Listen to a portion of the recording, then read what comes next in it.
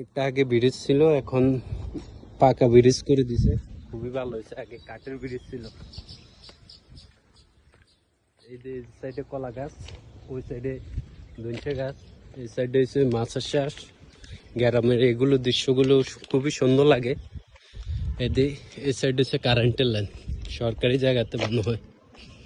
কারো জায়গা দিয়ে যদি এইসব লাইনগুলো যায়, ওই জায়গাটা খুবই বাজে হয়ে যায়, ওই সাইড দিয়ে কিছুই করা যায় না। আমাদের একটা জায়গা দিয়ে এভাবে লাইন গেছে, জায়গার মাঝখান দিয়ে। বর্তমানে এখন গাছ মাছ হইতে কিছুই লাগান যায় না। কবে ডিজিটাল ভাবে আরো উন্নত হবে, এইসব লাইন পাল্টায় মাটির নিচে দিয়েও যদি করা যায়, আরো সহজ বুদ্ধিতে সৌর বিদ্যুৎ পদ্ধতি করতে পারলে খুবই ভালো হবে, উন্নত মানের, যেটা দিয়ে মানুষ চলতে পারে অল টাইম। হয়তোবা একদিন হয়ে যাবে, আমরা হয়তোবা থাকবো না, হয়তোবা দেখতেও পারি। বিশ্বের মধ্যে এইসব লাইন দিয়ে চলে বেশিরভাগে তার, কিন্তু এগুলো অনেক ক্ষতিকর। মানুষের গাছপালা ঘর বাড়িতে করতে অনেক সমস্যা হয়।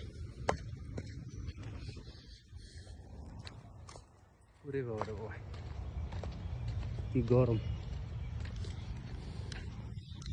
এই যে সামনে একটা নাম্বার আছে, এটা কি নাম্বার জানি না, আপনারা বলবেন। নাম্বারটা দেখাচ্ছি। অন্ধকার, সূর্য তো উল্টা দিকে, এই জন্য মনে অন্ধকার দেখতেছি। এই যে এই নাম্বারটা কি জন্য লাগাইছে কমেন্ট করে জানাবেন। ওই যে চলে আইছি আর অল্প, বাস সিএনজি রাস্তা। বাস তো চলে না, সিএনজি রাস্তায় বলবো, সিএনজি বেশি চলে।